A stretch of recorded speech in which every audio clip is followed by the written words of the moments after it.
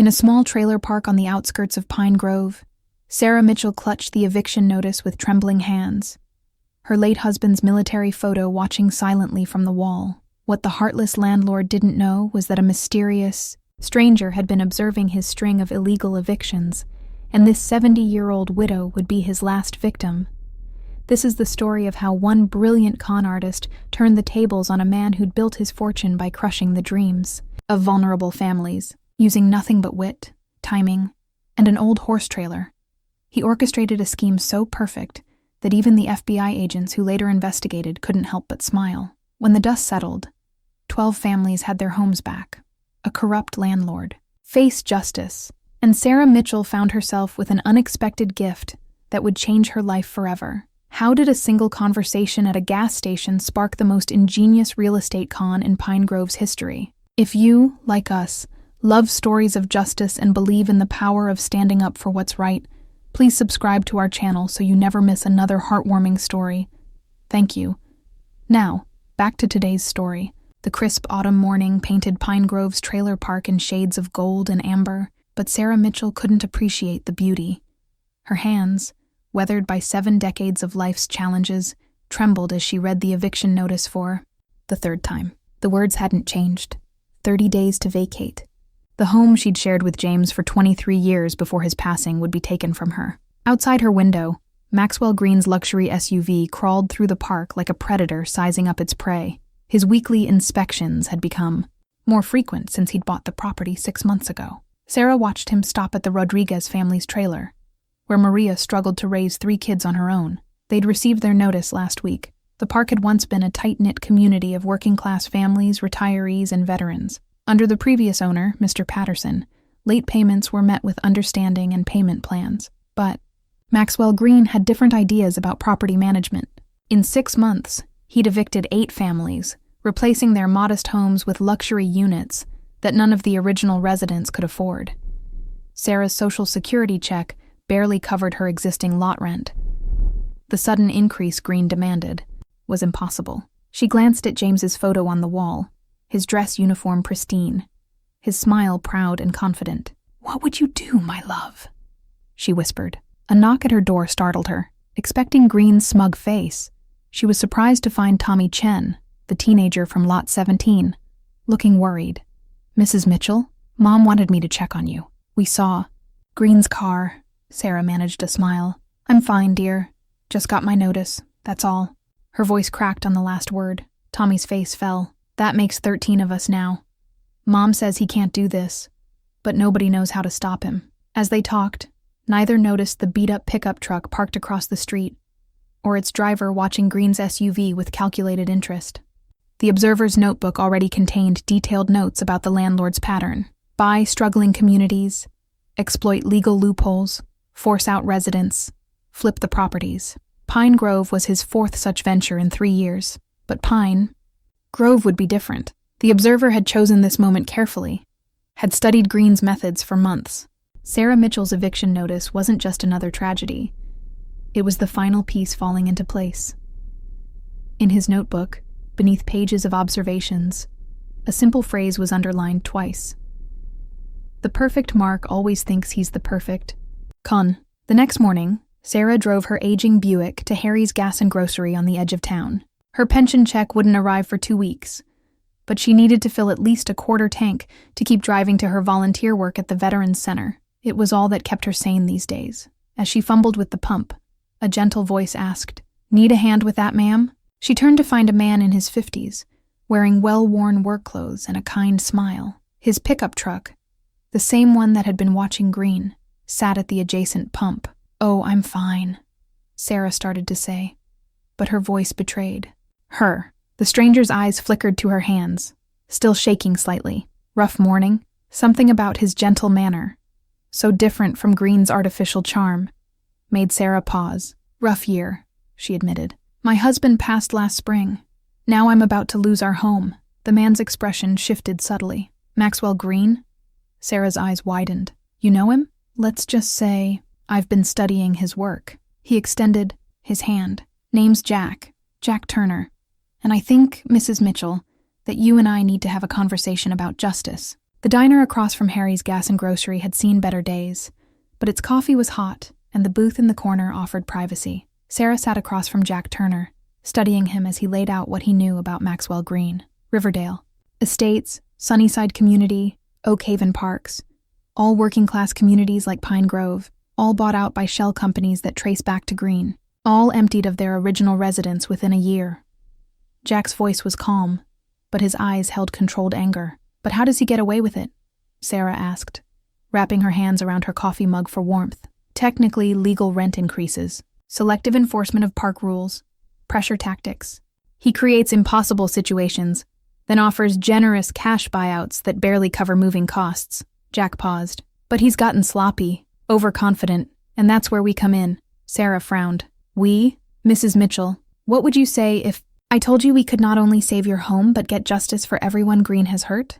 "I'd say you sound like a con man," Sarah replied, surprising herself with her directness. Jack's laugh was genuine. "Good instincts. That's exactly what I am, or was before I retired. Now let's call it a specialist in corrective justice." He pulled out a folder, showing Sarah documents from Greene's previous ventures. The pattern was clear: buy, evict, develop, sell, profits in the millions, lives destroyed in the wake. "Why help us?" Sarah asked. "What's in it for you?" Jack's smile faded. "My mother lived in Riverdale Estates, Greene's first community takeover. The stress of the eviction took her health. She died before I could help." He met Sarah's eyes. "This isn't about money. It's about making sure he never does this again." Sarah thought of her neighbors, Maria Rodriguez and her children, the Chen family, elderly Mr. Peterson who'd lived in the park longer than anyone. She thought of James, who'd always taught her that doing nothing in the face of injustice was the same as supporting it. "What do you need me to do?" Jack's plan was audacious. It required perfect timing, multiple players, and most importantly, a deep understanding of their target's psychology. Greene's weakness wasn't greed. It was his conviction that he was the smartest person in any room. "The key," Jack explained, "is making him think he's conning us. Every step of the way, he needs to believe he's the one in control." As they talked, neither noticed the teenage busboy watching them intently. Tommy Chen had recognized Mrs. Mitchell, and, concerned for her safety with a stranger, had stationed himself nearby. But as he listened, his worry turned to hope. That evening, as Sarah sat in her trailer reviewing everything Jack had told her, a knock came at her door. It was Tommy, his expression a mix of determination and nervousness. "Mrs. Mitchell, I heard what you and that man were talking about." Before she could respond, he rushed on. "Mom says I shouldn't get involved, but I want to help. We all do." Sarah looked at the earnest young face before her, then at James's photo on the wall. Sometimes, she realized, justice needed more than one hero. "Come in, Tommy. We have a lot to discuss." Across town, in his luxurious office, Maxwell Greene reviewed his latest acquisition plans. Pine Grove was progressing perfectly, ahead of schedule even. The troublesome residents were being cleared out, and developers were already interested in the location. His phone buzzed. A text from an unknown number. "Interesting opportunity, Pine Grove expansion. Significant potential. Discretion required." Greene smiled. He loved it when people came to him with desperate offers. It made the game even easier. He had no way of knowing that the real game was just beginning. Maxwell Greene's office reflected his self-image. Expensive, imposing, and designed to intimidate. The leather chairs, the awards on the walls, the view of downtown Pine Grove, everything screamed success. But Jack Turner, sitting across from Greene's massive desk, saw something else. Insecurity masked by ostentation. "Mr. Turner, you've certainly caught my attention." Greene leaned back, playing with his gold pen. "But I have to wonder why someone would approach me with a deal this unusual." Jack's appearance had been carefully crafted. Good clothes, but slightly worn. Expensive watch, but last season's model. Everything suggesting a man who'd known wealth but fallen on hard times. The horse trailer paperwork spread across Greene's desk completed the picture. "Desperate times, Mr. Greene. My late brother's estate. Well, let's just say the IRS has taken an interest. This property needs to move quickly, quietly, and to someone who understands opportunity." The property in question was a defunct equestrian center just outside town. 50 acres of prime real estate, perfect for development. The catch? a complex web of liens and legal issues that made traditional sales impossible, or so Greene thought. And why come to me? Greene's tone was calculating. Your soul. Reputation, sir. People say you know how to solve problems. Jack let his voice carry just the right note of desperation. The property's worth 5 times what I'm asking. All I need is fast cash and discretion. Greene smiled, already seeing the potential. Profits. Tell me more about these liens. As Jack spun his tale, carefully crafted to appeal to Greene's greed and ego, Sarah Mitchell was hosting an unusual gathering in her trailer. The Rodriguez family, the Chens, Mr. Peterson, and representatives from 7 other families sat crowded in her small living room. It sounds crazy, Maria Rodriguez said, after Sarah explained Jack's plan. But what choice do we have? He's right about one thing, Mr. Peterson added, his voice rough with age and emotion. Greene's gotten sloppy. Did you know he never filed the proper paperwork for half the evictions? Tommy Chen, who'd appointed himself the group's researcher, nodded eagerly.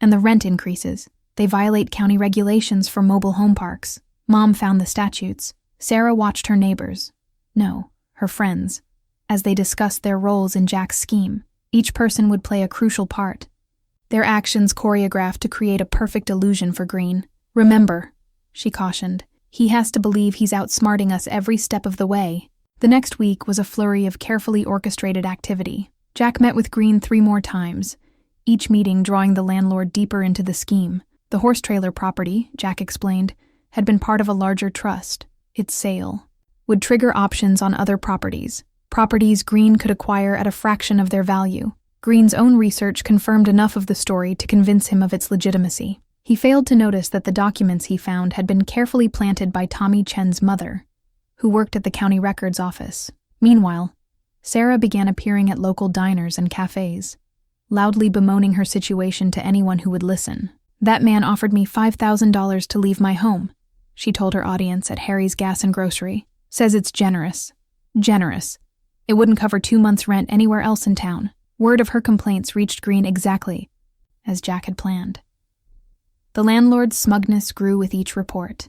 Everything was proceeding according to his expectations, which meant everything was proceeding according to Jack's true plan. The trap was almost ready. All they needed was for Greene to take the final bait. The horse trailer sat in the morning sun, its faded blue paint and rusty trim, making it look exactly as worthless as Jack wanted it to appear. He'd positioned it carefully at the edge of the defunct equestrian center, visible from the road, but not so obvious as to draw unwanted attention. Maxwell Greene's SUV pulled up right on schedule. Jack watched through binoculars from his hiding spot as the landlord circled the trailer, his designer shoes gathering dust. Greene's body language told the story. The slight lean forward, the predatory tilt of his head. He was hooked. Just like a fish that thinks it's found an easy meal, Jack muttered to himself. Lowering the binoculars, he checked his watch. Any minute now. Right on cue, Sarah Mitchell's Buick appeared on the road, driving slowly past the property. Greene instinctively stepped behind the trailer, not wanting to be seen. Perfect. The old saying was true. The best way to convince a mark they're clever is to let them think they've discovered something on their own. The trailer itself was the masterstroke of Jack's plan. Its registration numbers linked to a complex web of shell companies and trusts, all carefully fabricated by Tommy Chen's cousin, a computer science major at the state university. Any investigation Greene conducted would lead him down a rabbit hole of seemingly legitimate businesses, each suggesting larger opportunities. Back at Pine Grove, the community was executing their part of the plan with precision. Maria Rodriguez, who worked as a waitress at the country club Greene frequented, had accidentally left some paperwork visible while serving his regular lunch meeting. The documents, showing inflated property values for nearby developments, would reinforce Greene's belief in the potential profits. Mr. Peterson, despite his arthritis, had spent 3 days methodically photographing every code violation in the IE park, not for complaints, but as leverage for later. His military background served him well. The documentation was meticulous. The Chen family's network of connections throughout Pine Grove's Asian community had spread carefully crafted rumors about foreign investors interested in local development. Tommy's mother made sure these whispers reached Greene through her contacts at the county office. Sarah's role was perhaps the most crucial, being exactly what Greene expected. Every day, She played the part of the defeated widow, making sure. Greene's spies saw her visiting real estate offices, making calls about apartments she couldn't afford, growing more desperate by the day. The best con, Jack had told her, is one where everyone plays their natural part. We're just adjusting the context. That evening, Jack received the call he'd been waiting for. Greene's number flashed on his burner phone's screen. "Mr. Turner? I've been thinking about your situation. Perhaps we could discuss a more comprehensive solution over dinner?" Jack allowed himself a small smile. "That would be very helpful, Mr. Greene. Very helpful indeed." After hanging up, he sent a single text to Sarah. "Fish is on the hook." In her trailer, Sarah read the message and took a deep breath. Phase 1 was complete. Now came the dangerous part, letting Greene think he was about to con them all. The Pine Grove diner hummed with its usual evening crowd, but tonight the ambient chatter carried purpose. Every person there, from the busboy to the elderly couple by the window, was part of Jack's web. They were all residents of Pine Grove, all victims of Greene's schemes, and all now players in an elaborate performance. Greene sat in a booth near the back, across from Jack, completely unaware that he was the only person in the diner not in on the con. His attention was fixed on the documents spread between their coffee cups. "These ownership certificates," Greene mused, holding one up to the light. "They're quite unusual." "My brother was an unusual man," Jack replied, letting worry creep into his voice. "The way he structured his holdings, well, that's why I'm in this situation. The certificates were masterpieces of deception. Tommy's cousin had outdone himself, creating documents that would pass surface inspection, but dissolve under deeper scrutiny, exactly as planned. Greene needed to believe he'd found their weakness. At the counter, Maria Rodriguez refilled coffees, carefully positioning herself to overhear key phrases. Her presence served two purposes: maintaining their cover and witnessing every detail of Greene's self-incrimination. "The property itself is simple enough," Jack continued, shuffling papers. "But these secondary holdings, the ones triggered by the sale," he let his voice trail off suggestively. Greene's eyes gleamed. Jack had spent weeks studying the man's patterns, learning his tells. That gleam meant Greene thought he'd spotted a fatal flaw in Jack's story. Exactly the flaw Jack had crafted for him to find. "Mr. Turner," Greene said smoothly, "I believe I can help you. But first, tell me more about these triggered holdings." As Jack spun his tale deeper, Sarah Mitchell made her entrance right on schedule. She shuffled to the counter, playing every inch the defeated widow. Greene barely glanced at her, but Jack knew he was listening. "I just don't know what I'm going to do," Sarah told Maria loudly enough to carry. "The moving company wants more than my buyout would cover, and my James's medals. I can't bear to sell them, but—" Greene's lip curled slightly, a micro-expression of satisfaction.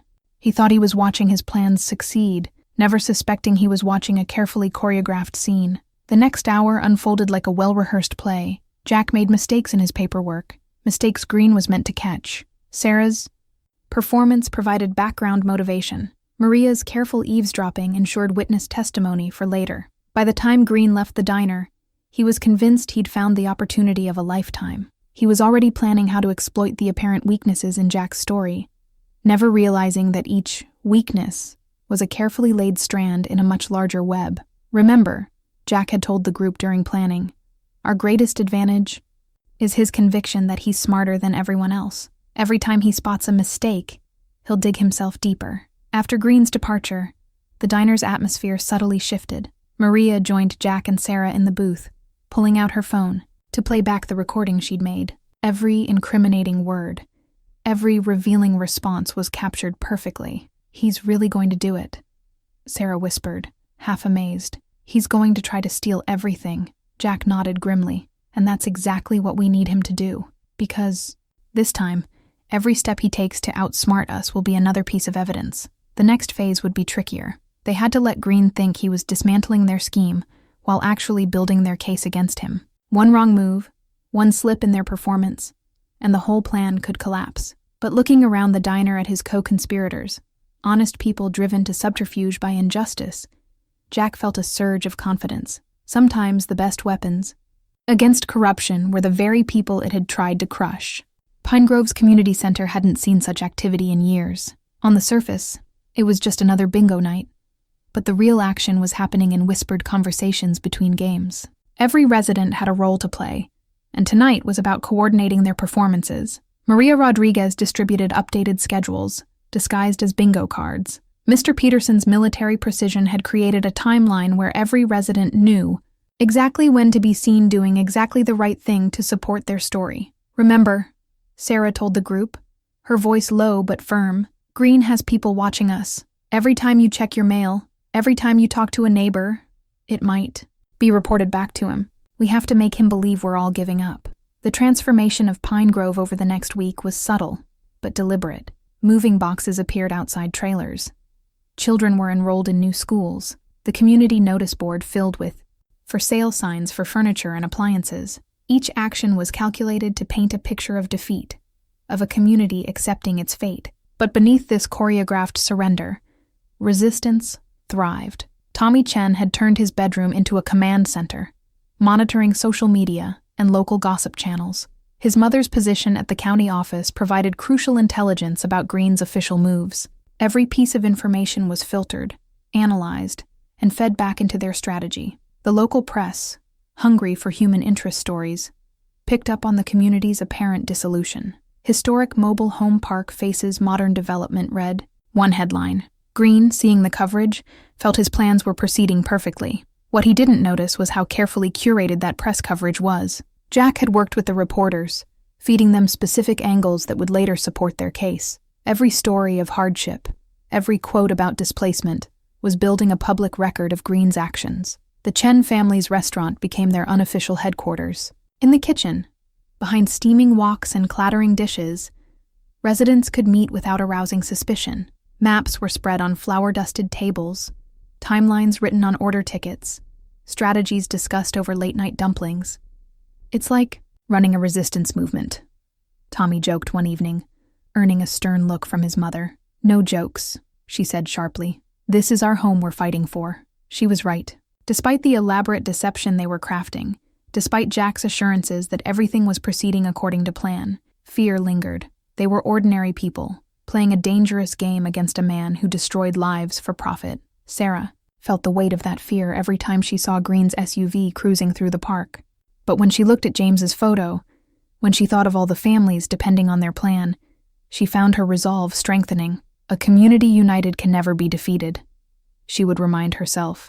One of James's favorite sayings. As their plan progressed, small victories emerged. Greene's assistant was overheard bragging about upcoming development deals. The county office accidentally misplaced paperwork that would have expedited evictions. Local churches offered temporary housing to displaced residents, housing that would never be needed if they succeeded. Each small success was celebrated quietly, behind closed doors and drawn curtains. They were building momentum, drawing Greene deeper into their web with every passing day. But the real test was still to come. Soon, Greene would make his move, thinking he was springing a trap on Jack. Everything depended on that moment, and on every resident of Pine Grove playing their part perfectly when it came. Maxwell Greene sat in his office, satisfaction radiating from his expensive leather chair. Before him lay the results of his investigation into Jack Turner and the horse trailer property. His private investigator had found exactly what Greene expected to find: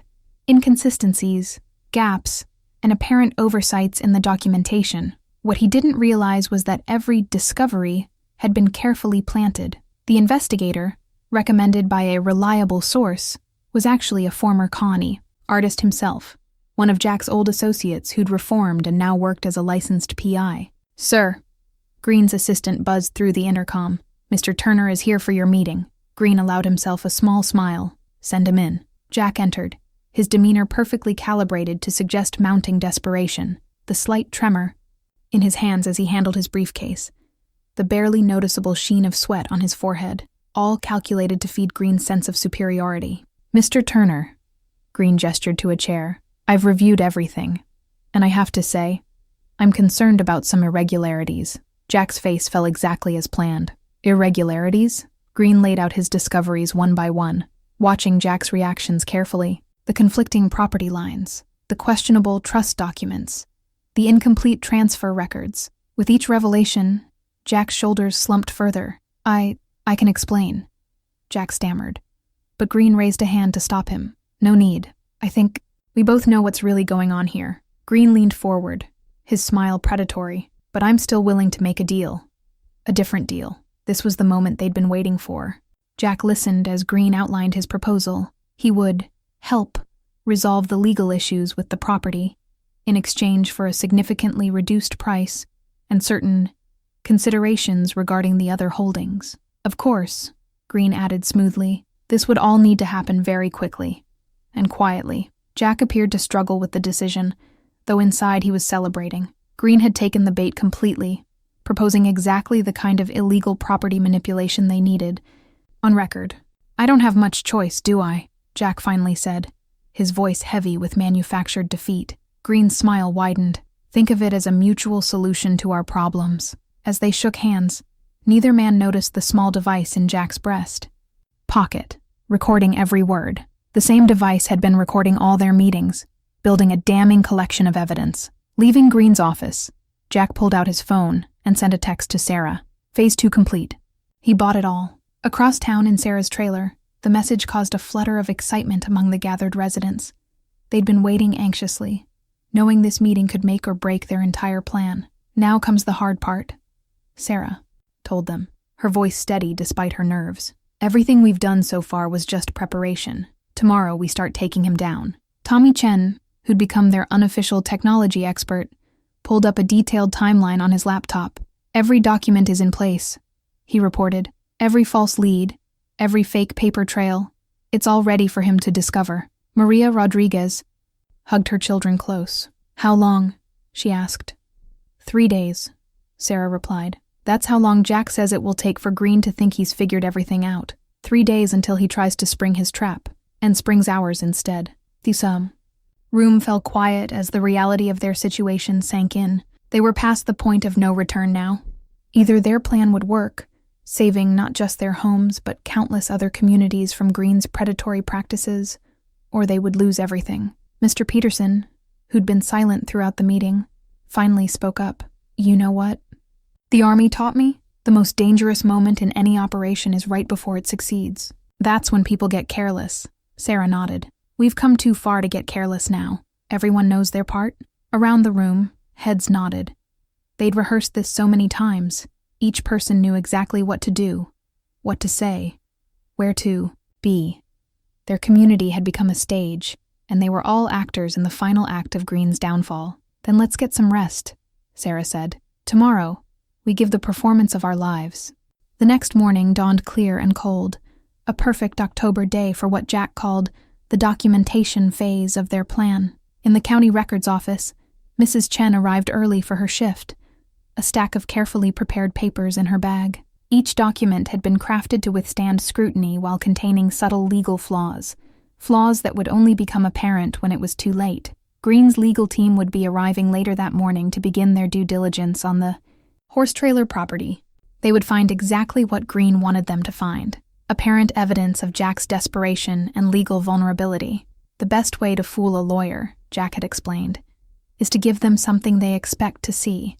Sarah spent the morning making a show of packing her husband's belongings. Greene's observers, usually bored teenagers paid to report on residents' activities, dutifully noted her progress. They watched as she carefully wrapped James's military photos, wiping away tears that weren't entirely fake. The tears were real because the stakes were real. Every resident of Pine Grove understood that they were risking everything on this gambit. If they failed, they wouldn't just lose their homes. They'd lose any chance of legal recourse against Greene. At the local bank, Jack met with Greene's financial advisor, another unwitting player in their drama. The advisor, eager to please his wealthy client, failed to notice that the account numbers on Jack's documents matched a series of suspicious transactions in Greene's business records, transactions that Tommy's cousin had carefully inserted into the digital records weeks ago. Remember, Jack had told the group, we're not creating evidence of crimes. We're creating opportunities for Greene to commit them himself. By afternoon, the pieces were falling into place. Greene's lawyers reported finding concerning irregularities in the property documents, exactly the irregularities designed to tempt Greene into attempting an illegal takeover. Maria Rodriguez, during her shift at the country club, overheard Greene boasting to his golf partners about an upcoming real estate coup. She recorded every word on her phone, adding to their growing collection of evidence. Mr. Peterson spent the day photographing moving vans entering the park, vans that were actually empty, driven by friends of the community. Each photo helped reinforce Greene's belief that the residents were giving up, making him more confident in his scheme. The technical side of their plan was equally active. Tommy and his cousin monitored the digital trail they'd created, making sure Greene's investigators found their way through the maze of false leads and carefully planted evidence. "It's like programming," Tommy explained to Sarah. "We're creating a path that looks random but leads exactly where we want it to go."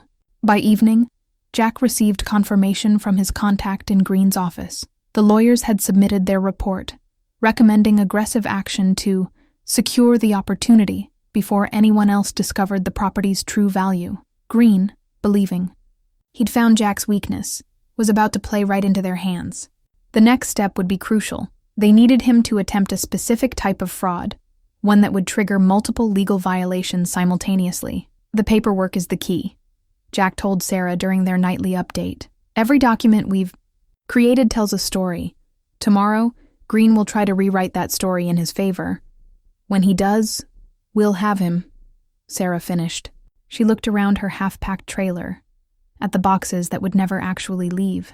"Jack, are you sure this will work?" "Sarah, in my former life, I learned one absolute truth about men like Greene. They never believe the people they've hurt could be smart enough to hurt them back. That's why this will work, because he'll never see it coming." As night fell over Pine Grove, the residents went through their carefully choreographed routines. Lights went out early, suggesting defeat. Moving boxes sat prominently in windows. Everything told the story Greene expected to see, but behind closed doors, they were ready. Tomorrow would test every aspect of their plan, every participant's nerve, every carefully laid trap.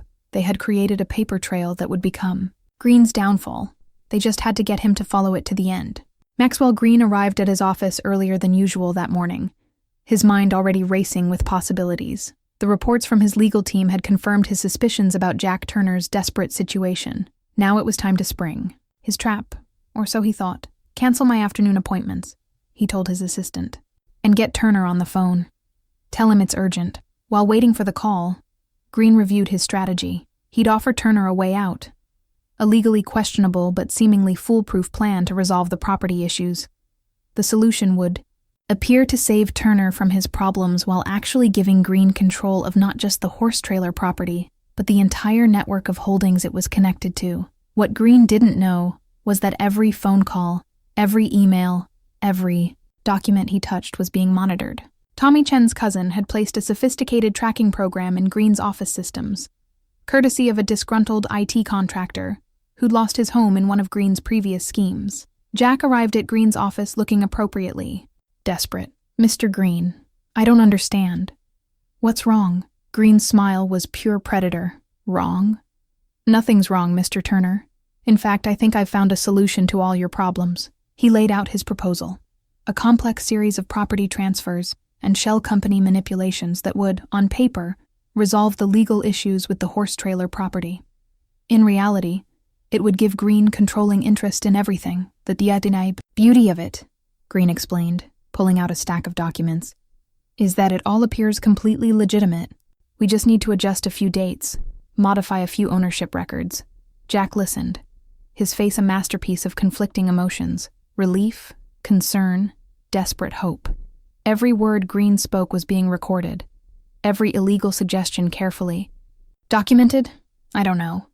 Jack hesitated. "Some of this seems complicated." Greene leaned forward. "Mr. Turner, let me be direct. You're in an impossible situation. I'm offering you a way out. Yes, some of the methods are creative, but I have the resources to make this work. Unless," he paused deliberately, "unless you'd prefer I report these irregularities to the authorities." It was the threat they'd been waiting for. Explicit extortion, recorded and witnessed. Jack allowed his shoulders to slump in defeat. "How soon do you need an answer?" "Today," Greene replied firmly. "This needs to happen quickly. I have investors waiting." As Jack left Greene's office, he sent a coded text to Sarah. "The Eagle has landed. Begin countdown." Across town, in Sarah's trailer, the message triggered a flurry of activity. Everything they'd prepared for was about to happen. The next few hours would determine whether their homes were saved or lost forever. "Remember?" Sarah told the gathered residents. "From this moment on, assume everything we do is being watched. Because it will be. Just not by who Greene thinks." Mr. Peterson nodded grimly. Operation Trojan Horse is go. Tommy Chen's fingers flew across his laptop keyboard, activating the digital traces they'd laid. Now, when Greene's people began their final checks, they would find exactly what they were looking for, and exactly what would damn their boss. The trap was set. Now, they just had to wait for Greene to spring it himself. The next 12 hours unfolded like a carefully choreographed dance. Greene, convinced he was orchestrating a brilliant takeover, began implementing his scheme. Every move he made had been anticipated. Every document he filed was being tracked. In Prairie, the county records office, Mrs. Chen watched as Greene's lawyers submitted their amended property documents. She noted every alteration, every fraudulent change, while maintaining her facade of helpful indifference. The lawyers, eager to complete their task quickly, failed to notice that each document they filed triggered a silent alert in the system. "The paperwork is flowing," she texted to the group chat they'd established. "All according to plan." At the Pine Grove Diner, Maria Rodriguez served coffee to Greene's private investigator, who was there to observe the residents' reactions. She made sure he overheard exactly the right conversations, carefully scripted discussions about giving up, about taking Greene's buyout offers, about the futility of resistance. "It's like my father always said," she told another waitress, loudly enough to be heard. "Sometimes you have to know when to surrender." The PI dutifully reported back to Greene, never suspecting that his phone had been cloned by Tommy's software. Every report he sent became evidence of Greene's conspiracy. Jack spent the afternoon in meetings with Greene's financial team, appearing to cooperate with their scheme while actually documenting every illegal transaction they proposed. The recording device in his pocket captured every incriminating word. "The beauty of this con," he'd told Sarah, "is that we're not trying to trick Greene into doing anything. We're just letting him do what he always does.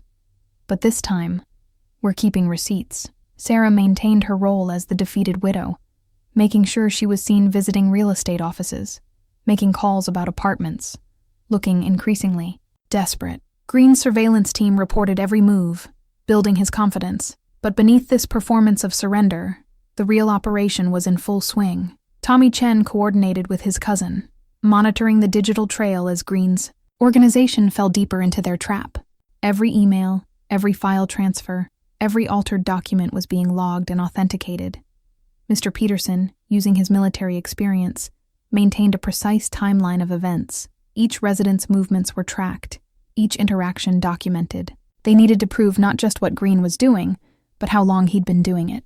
"In the Army," he told the group, "we learned that the best defense is a good offense, but the best offense is perfect documentation." By evening, Greene was fully committed. He'd initiated illegal property transfers, backdated documents, and attempted to manipulate county records. Each action was another nail in his legal coffin. "He's doing exactly what we predicted," Jack reported during their nightly meeting. "Tomorrow, he'll try to force the final transfers. That's when we'll have everything we need." Sarah looked around at her neighbors, her co-conspirators, and saw the same mix of tension and determination on every face. They'd come too far to fail now. "Tomorrow," she said quietly, "we take back our homes." As night fell over Pine Grove, the residents retreated to their trailers, maintaining their appearance of defeat. But behind closed doors, they prepared for the most important day of their lives. Tomorrow would determine whether their elaborate plan succeeded or failed spectacularly. In his luxurious home across town,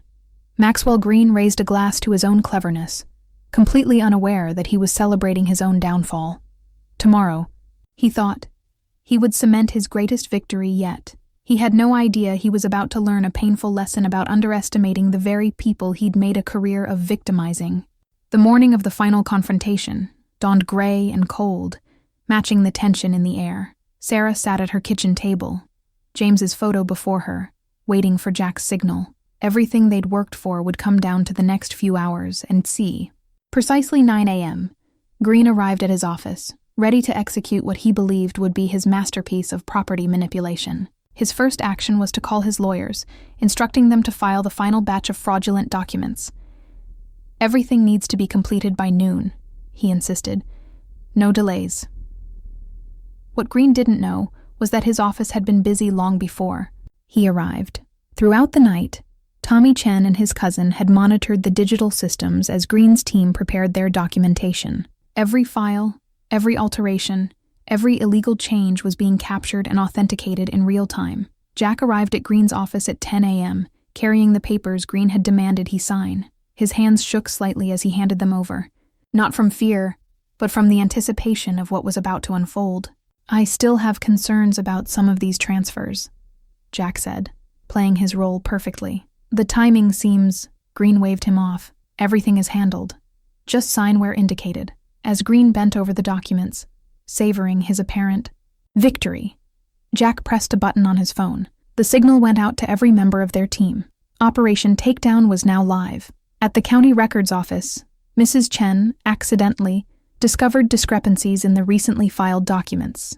Her seemingly routine call to her supervisor triggered a cascade of official investigations. Maria Rodriguez, working her shift at the country club, ensured Greene's golf partners overheard her phone conversation about suspicious property dealings. The carefully planted seeds of doubt would soon blossom into full-blown panic among Greene's investors. Mr. Peterson, positioned in the park's management office, began methodically copying evidence of years of code violations and illegal rent increases. His military precision ensured nothing would be overlooked, but the masterstroke came from Tommy Chen. At exactly 11:30 a.m., his cousin's program activated, sending automated alerts to regulatory agencies about possible fraud. The alerts included enough evidence to demand immediate investigation, but not enough to reveal their full hand. Greene's phone began ringing at 11:45 a.m. First his lawyers, then his financial advisors, finally his investors, all demanding explanations about irregularities they'd suddenly discovered. "What do you mean, discrepancies?" Greene barked into his phone. "Fix it. Whatever it costs, just fix it." But there would be no fixing this. Every attempt to cover his tracks only activated another trigger in their carefully laid trap. Each document his team tried to alter, each record they attempted to adjust, generated more evidence of fraud. Jack sat quietly, watching Greene's growing panic with carefully concealed satisfaction. Years of running cons had taught him to recognize the exact moment a mark realizes they've been played. For Greene, that moment was approaching fast. At noon, right on schedule, Sarah Mitchell walked into Greene's office. Behind her came Maria Rodriguez, Mr. Peterson, and representatives from every family in Pine Grove. Their timing was perfect.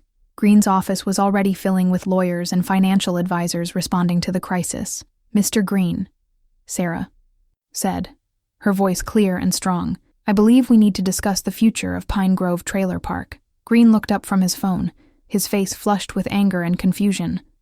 "This isn't a good time, Mrs. Mitchell. If you'll just—" "Actually," Jack interrupted, standing to join Sarah, "this is exactly the right time. You see, we've been documenting everything. Every illegal eviction, every fraudulent document, every attempt to manipulate property records. And now, thanks to your actions this morning, we have proof of all of it." The color drained from Greene's face as understanding finally dawned. He looked around his office, seeing not a group of desperate trailer park residents, but the architects of his destruction. The trap had sprung perfectly. Now it was time to deliver their terms. The silence in Greene's office was deafening. The man who had built an empire on others' misfortune sat behind his massive desk, his face ashen as Jack methodically laid out their evidence. "Let's start with the illegal evictions," Jack said, placing a thick folder on the desk. "Falsified notices, backdated documents, selective enforcement of regulations, all meticulously documented. Mrs. Chen has been quite thorough with her record-keeping." Greene's eyes darted to his phone, but Sarah stepped forward. "Your lawyers are a bit busy right now," she said quietly. "They've just received some very interesting documents about your previous development projects. You can't prove anything." Greene snarled, but his voice lacked conviction. Jack smiled. "Actually, we can prove everything. Tommy, would you show Mr. Greene what we have?" Tommy Chen stepped forward with his laptop, turning it to face Greene. On the screen, a cascade of evidence unfolded. Emails, property records, financial transactions, all linking back to Greene's fraudulent schemes. "The beautiful thing about digital fraud," Tommy explained, his young voice confident, "is that it always leaves traces, especially when someone's been watching for them." Greene's financial advisor burst into the office, clutching a stack of papers. "Sir, we have a serious problem. The SEC is asking questions about the property transfers, and the county recorder's office has flagged multiple documents for investigation. It's amazing how quickly things unravel, Jack commented, when the right pressure is applied in the right places. Maria Rodriguez stepped forward, placing her phone on Greene's desk. I have recordings of every conversation you've had at the country club, every boast about your foolproof schemes, every admission of fraud. The district attorney will find them very interesting. Greene's composure finally cracked. What do you want? He demanded. Money? Is that it? Sarah shook her head. We want our homes, Mr. Greene. Not just for us, but for every family you've ever evicted. And we want your guarantee that you'll never do this to another community. Jack pulled out a final document, their terms. They were simple, but comprehensive. Greene would sign over ownership of Pine Grove to a resident-owned cooperative. He would provide restitution to previously evicted families. Most importantly, he would surrender his real estate license and agree to never engage in property development again. If you don't sign, Jack said calmly, every bit of evidence we've collected goes to the authorities. Every fraudulent deal, every illegal eviction, every manipulated document, all of it. You'll never prove intent, Greene tried, but his voice was weak. Mr. Peterson stepped forward, his military bearing intimidating despite his age. Son, we have documented proof of every step you took to defraud these people. Every single step. Greene looked around his office, at the residents he'd dismissed as powerless, at his panicking advisors, at the evidence of his crimes displayed on Tommy's laptop. His empire was crumbling, and he knew it. I could fight this, he said, but it wasn't convincing anyone, least of all himself. You could, Sarah agreed, but you won't, because deep down, Mr. Greene, you're a coward. You prey on people you think can't fight back. Well, we fought back, and we won. With trembling hands, Greene picked up his pen. The document before him represented the end of his career, but signing it was better than the alternative. A very public prosecution, and an almost certain conviction. As he scrawled his signature, Sarah thought of James. We did it, my love, she whispered. We protected our home. The residents of Pine Grove watched in silence as Maxwell Greene, the man who had terrorized their community, signed away his power over them. It wasn't just a victory for Pine Grove. It was justice for every community he had ever destroyed. Outside the office windows, the sun broke through the clouds, casting a warm glow over the scene. Sometimes, Sarah realized, justice comes not from the courts or the authorities, but from the united strength of ordinary people who refuse to be victims. The aftermath of Greene's surrender unfolded like a dream. Within hours, news of his downfall spread through Pine Grove, transforming the carefully maintained facade of defeat into genuine celebration. Families emerged from their trailers, moving. Boxes were unpacked, and the sound of laughter replaced the tense silence that had gripped the community for months. Sarah sat in her trailer, surrounded by the photos she'd pretended to pack, watching through her window as children played freely. For the first time in weeks, the weight of their deception, the constant pressure of maintaining their roles, began to lift. You should have seen his face, Tommy Chen told an eager audience at the community center when he realized we'd been recording everything. It was like watching a balloon deflate. But amid the celebration, Jack gathered the key players for one final meeting. There was still work to be done, loose ends to tie up, safeguards to put in place. Greene signed the papers, but we need to make sure this sticks, he explained. Mrs. Chen, how are things at the county office? She smiled, tired but satisfied. All the legitimate documents have been filed. The property transfer to the cooperative is official. Even if he wanted to, Greene couldn't undo it without exposing his own crimes. Maria Rodriguez reported on the financial aspects. The restitution fund for previous victims is established. The first payments will go out next week. Some families who lost their homes years ago will finally get justice. Mr. Peterson had already begun organizing the cooperative's leadership structure. His military experience proved invaluable in creating a system that would protect residents' interests for years to come. The key, he explained, is transparency. Everything Greene did relied on keeping people in the dark. We're going to do the opposite. Sarah watched these proceedings with a mixture of joy and melancholy. They'd won, saved their homes, secured their future, brought down a predator who destroyed countless lives. But now that the fight was over, she felt the absence of James more keenly than ever. As if reading her thoughts, Jack pulled her aside. "Your husband would be proud," he said quietly. "You led these people to victory, Sarah. You gave them hope when they needed it most." "We all did it together," she replied, but she smiled at the thought of James's reaction to their elaborate scheme. The next few days brought a flurry of activity. News of Greene's surrender spread through local real estate circles, causing other developers to hastily review their practices. The district attorney's office, presented with evidence of similar schemes in other communities, launched a broader investigation. Tommy Chen and his cousin were offered internships at a cybersecurity firm, their skills in documenting Greene's digital fraud having caught the attention of professionals in the field. Maria Rodriguez was promoted to manager at the country club, her role in exposing Greene's illegal activities, earning her the respect of members who had previously ignored her. But the most significant change was in the community itself. Pine Grove was no longer just a collection of trailers.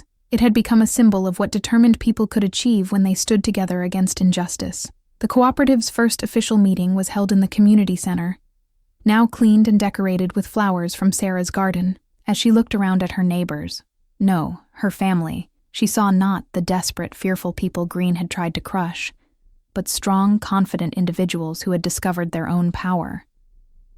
"We didn't just save our homes," she told them, standing to address the group.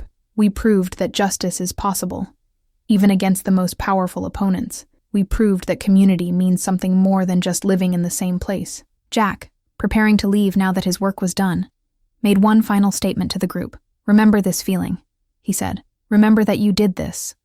Not lawyers, not politicians, not wealthy benefactors. You did this by standing together, by being smarter and braver than anyone expected. Don't ever let anyone make you feel powerless again." As the sun set on Pine Grove that evening, Sarah sat on her front step, James's photo in her lap, the sound of children playing, of neighbors chatting, of life continuing with new confidence filled the air. "We did it, my love," she whispered to James's smiling image. "We protected our home, and we did it our way." Somewhere in the distance, a car horn honked in celebration, and Sarah Mitchell smiled, knowing that her community would never again be victims. They had learned their own strength, and that was a lesson that could never be taken away.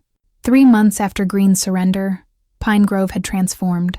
The change wasn't just in the physical appearance of the park, though the newly formed cooperative had already begun improvements, but in the spirit of the community itself. The fear that had haunted the residents for so long had been replaced by a quiet confidence. Jack Turner's true identity emerged gradually, like pieces of a puzzle falling into place. It started with a newspaper article about Greene's downfall that mentioned similar cases across the state. Someone recognized Jack's methods, and soon the story spread. "You're him, aren't you?" Sarah asked one evening, as they sat in her trailer drinking coffee. "The one they called the Robin Hood of real estate in the Riverdale case." Jack smiled sadly. "That was a long time ago, before my mother." He paused, gathering his thoughts. "When Greene took over Riverdale Estates, I was too caught up in my own schemes to help her. By the time I realized what was happening, the stress had already taken its toll. The truth about Jack's past unfolded like one of his cons, but in reverse. For years he'd used his skills to target corrupt developers and landlords, always staying one step ahead of authorities. But his mother's death had changed everything. I couldn't con anymore after that," he explained. "But I couldn't stop fighting either. So I changed tactics, started working with communities instead of just for them." Tommy Chen, who had appointed himself Jack's unofficial biographer, had discovered more stories. "He's done this 6 times, Tommy told the community gathering. "Different names, different methods, but always the same result. Taking down corrupt developers and giving communities back their power." The FBI had indeed investigated Jack, but found themselves in an unusual position. Every case he'd been involved in had exposed genuine fraud and corruption. His methods might have been unorthodox, but his targets were always guilty. "They offered me a deal," Jack revealed to Sarah. "Unofficial consulting work on real estate fraud cases. Turns out, my expertise is valuable when used for the right reasons." Sarah understood then why he'd chosen Pine Grove. "We weren't just another case, were we? This was personal." Jack nodded. "Greene bought my mother's home in Riverdale. This wasn't just about justice for Pine Grove. It was about making sure he never destroyed another community." The revelation of Jack's identity spread through Pine Grove, but instead of changing how people saw him, it only deepened their appreciation. He hadn't just helped them save their homes. He taught them how to fight back against injustice. Maria Rodriguez summed it up at a community dinner. Some people call him a con man, but I call him a teacher. He showed us our own strength. As winter approached, Jack prepared to leave Pine Grove. His work there was done, and other communities needed his help. But his legacy would remain, not just in the saved homes and restored dignity, but in the lessons he'd taught them. The best con, he told them in his farewell speech, is showing people what they're capable of. Everything else is just details. The bow. Evening before his departure, Sarah found him standing near the horse trailer that had played such a crucial role in their scheme. "Will you tell me something honestly?" she asked. "Was any of it real? The property, the documents, the trust?" Jack laughed. "The trailer was real. Bought it at an auction. Everything else? Pure fiction. But sometimes fiction tells a greater truth than fact." As they watched the sun set over Pine Grove, Sarah realized that Jack Turner had given them something more valuable than their homes. He'd given them a story. Their story. Of ordinary people doing extraordinary things. "You know," she said, "James would have liked you. He always said the measure of a person isn't in what they take, but in what they give back." Jack smiled, touched by the comparison. "Your husband sounds like a wise man. You all did him proud here." The next morning, Jack's pickup truck pulled away from Pine Grove for the last time. But the legend of how a con man helped a community, the con man, would live on, inspiring others to stand up against injustice in their own ways. Tommy Chen, ever the chronicler, had already started writing it all down. "People need to know this story," he insisted. "They need to know that sometimes the best way to fight corruption is with a little creative justice." Sarah watched Jack's truck disappear into the distance, thinking about how one person's quest for redemption had given an entire community its power back. Sometimes, she realized, the most honest things come from the most unexpected sources. The official investigation into Maxwell Greene's empire revealed a pattern of corruption that stretched far beyond Pine Grove. The FBI's Financial Crimes Unit, armed with the evidence gathered by Jack and the residents, began unraveling years of fraudulent dealings. Special Agent Miranda Torres sat in Sarah's trailer, reviewing the detailed documentation of Greene's schemes. "This is extraordinary," she admitted. "In 20 years of investigating real estate fraud, I've never seen anything this comprehensive." The investigation had started with Pine Grove, but quickly expanded. Greene's methods, once exposed, led investigators to similar cases across 3 states. Communities he'd destroyed, families he'd displaced. The scope of his crimes was staggering. "The genius of what you did," Torres explained, "wasn't just catching him in the act. It was creating a paper trail that connected everything. Every illegal eviction, every fraudulent transfer, every shell company. It all leads back to him." Tommy Chen's cousin had been particularly helpful to the investigation, explaining how they'd tracked Greene's digital footprint. The FBI's cybercrime unit was so impressed that they offered him an internship for after college. "The really clever part," Tommy told the investigators, "was letting him think he was covering his tracks. Every time he tried to hide something, he just created more evidence." The investigation brought unexpected closure to many of Greene's previous victims. Maria Rodriguez's brother, who'd lost his home in one of Greene's earlier schemes, was among the first to receive restitution. "It's not just about the money," Maria explained at a community meeting. "It's about someone finally acknowledging the wrong that was done to us." Mr. Peterson's military precision proved invaluable to the investigators. His detailed timeline of Greene's activities at Pine Grove helped them establish patterns that proved crucial in other cases. "In the Army, we learned that the best intelligence comes from consistent observation," he told Agent Torres. "We just had to watch and document everything." The investigation also revealed the extent of Greene's political connections. Several local officials were implicated in his schemes, leading to a broader corruption probe. Mrs. Chen's careful work at the county office had preserved evidence that might otherwise have been destroyed. "Sometimes," she said with a slight smile, "the best place to hide evidence is in plain sight, buried in routine paperwork." As winter turned to spring, the full impact of their victory became clear. Greene's empire was dismantled piece by piece. Properties were returned to their rightful owners or transferred to community cooperatives. The system he'd exploited was being reformed, with new protections put in place for mobile home residents. Sarah found herself increasingly called upon to speak to other communities facing similar battles. Her quiet strength and clear-eyed determination made her a powerful advocate for mobile home residents' rights. "What we learned," she would tell them, "is that justice doesn't always come from the top down. Sometimes it has to start at the ground level, with ordinary people standing together." The FBI's investigation continued for months, each new discovery validating what the residents of Pine Grove had known all along, that their fight had been about more than just their own homes. Agent Torres made one final visit to Pine Grove as the case neared its conclusion. "You know," she told Sarah, "when we first got this case, some people thought it was too good to be true. The evidence was too perfect. The documentation too complete." Sarah smiled, thinking of Jack's meticulous planning. "Sometimes the truth is more incredible than fiction." "Indeed," Torres agreed. "And sometimes it takes a con man to expose the biggest cons of all."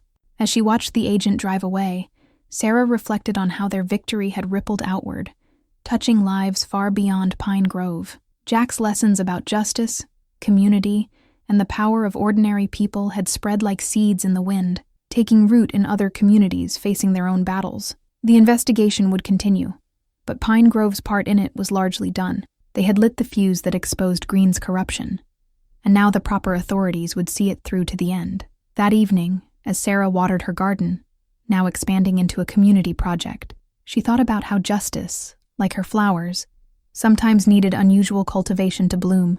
A year after Greene's downfall, Pine Grove hosted a celebration. The newly established community cooperative had transformed the park from a collection of threatened homes into a model of resident-owned community living. The community center, once a shabby gathering place, now buzzed with activity. Classes were offered in everything from financial literacy to computer skills, with Tommy Chen leading the technical training. His experience in documenting Greene's downfall had sparked a passion for teaching others how to protect themselves in the digital age. "Knowledge is power," he told his students, many of them seniors learning to navigate computers for the first time. "That's what Mr. Turner taught us, and that's what we're going to keep teaching others."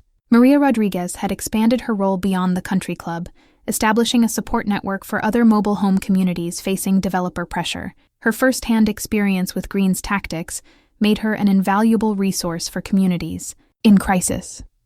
"We don't just tell them what to look for," she explained to Sarah.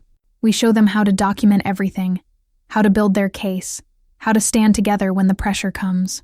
Mr. Peterson's military background proved perfect for organizing the cooperative's security and maintenance systems. Under his guidance, Pine Grove developed a reputation for being one of the best-maintained mobile home communities in the state. "It's not just about keeping the place looking nice," he insisted. "It's about showing respect for ourselves and each other. When people see how we care for our community, they understand its value." Mrs. Chen's position at the county office had evolved too. She became an unofficial advisor to the recorder's office on protecting community property rights. Her experience with Greene's case providing valuable insights into preventing fraud. The physical changes to Pine Grove were significant. The cooperative had used part of the restitution money to upgrade infrastructure, repair homes, and create common spaces. But the most significant changes were invisible. The sense of security, of ownership, of pride that permeated the community. Sarah's garden had become a symbol of their transformation. What started as her small plot had expanded into a community garden, with residents growing vegetables and flowers together. Even James's military photo had company now, surrounded by pictures of community celebrations and achievements. "He would have loved this," she told Maria one evening, watching children play safely in the newly installed playground. "Not just saving our homes, but building something better." The impact of their victory rippled beyond Pine Grove. Other mobile home parks began forming cooperatives, using their success as a model. Local politicians, chastened by the exposure of corruption in Greene's case, passed stronger protections for mobile home residents. Tommy Chen's cousin, now interning with the FBI's cybercrime unit, helped develop guidelines for communities to protect themselves from fraudulent development schemes. His experience with documenting Greene's digital trail proved invaluable in creating these protocols. "It's amazing," Tommy told Sarah, "how many communities face these threats. But now they have a roadmap for fighting back." The celebration in the community center was more than just a victory party. It was a testament to what people could achieve when they stood together. Residents from other mobile home communities came to learn from their experience, each leaving with hope and practical knowledge for their own battles. Sarah, standing at the podium to address the gathering, felt James's presence strongly. "A year ago, we were fighting for survival," she told the crowd. "Today, we're teaching others how to thrive. That's the real victory, not just saving our homes, but building a community that lifts others up." As evening fell, the celebration continued under strings of lights in the garden. Children played while adults shared stories and plans for the future. The fear that had once gripped Pine Grove was gone, replaced by a confident sense of purpose. "You know what the best part is?" Maria asked, joining Sarah on her porch. "We did this ourselves. Jack showed us how, but we made it happen." Sarah nodded, watching her community, her family, celebrate their transformation. "And we'll keep making it happen," she said softly, "every day, in every way we can." On a warm spring morning, 2 years after Greene's surrender, Sarah Mitchell stood in her garden, watching a news crew set up their equipment. Pine Grove had been selected as a national model for resident-owned communities, and their story was finally being told to a wider audience. The reporter, a young woman with keen eyes, had spent the week interviewing residents, learning how a community of supposed victims had transformed themselves into pioneers of cooperative living. "What everyone wants to know," she asked Sarah, "is how it all started. How did you find the courage to stand up to someone like Maxwell Greene?" Sarah smiled, thinking of that first meeting with Jack at the gas station. "Sometimes," she replied, "courage isn't about being fearless. It's about being more afraid of doing nothing than of taking action."